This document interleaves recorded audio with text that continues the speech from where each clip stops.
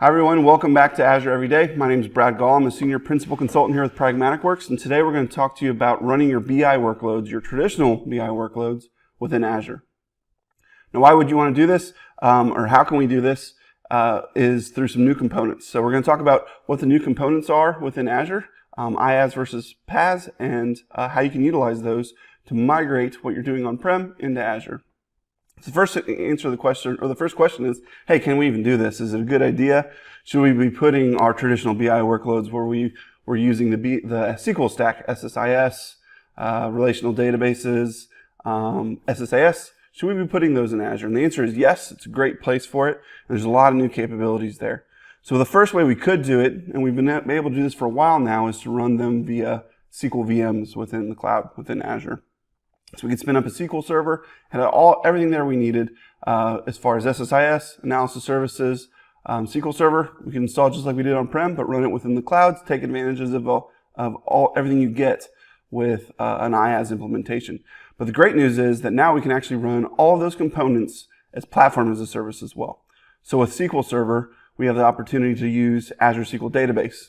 We also have the opportunity, if your workload is the right workload, to use Azure SQL DW. If we're getting to some of those larger size volumes, and we could take advantage of distributed queries and distributed big data workloads within a SQL environment, then Azure SQL DW is a great solution for that.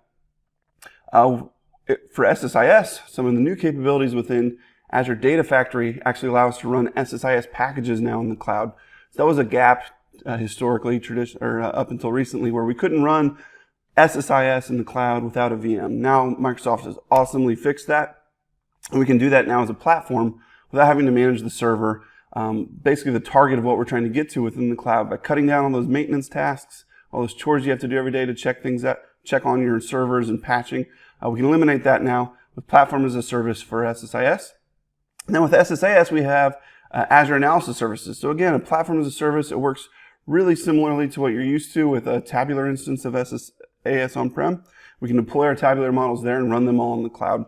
We can orchestrate all these things together in the cloud and take advantages of the platform as a service capabilities that we get there. All this is great news. Really exciting time to be in BI and be in IT to be able to deploy these things. So if you've been waiting to go to the cloud, waiting for some good platform as a service offerings, now's the time to start looking into that. And then once we get them there too, some of the other things we gain is we can start orchestrating data lakes with this, and we can start putting real-time analytics on top of it, maybe even some advanced analytics. We can spin all these things up in our environment now within Azure all around what we've traditionally done for years in a BI workload. So if you're interested in any of this, would like to talk to us more about it, click on the link down below, and we'd be happy to talk to you more about it. Thanks.